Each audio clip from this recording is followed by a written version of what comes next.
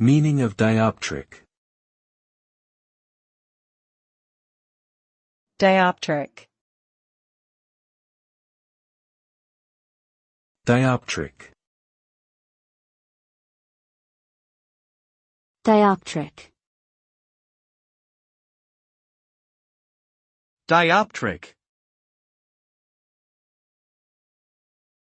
The term dioptric refers to the ability of a lens or system of lenses to bend or refract light.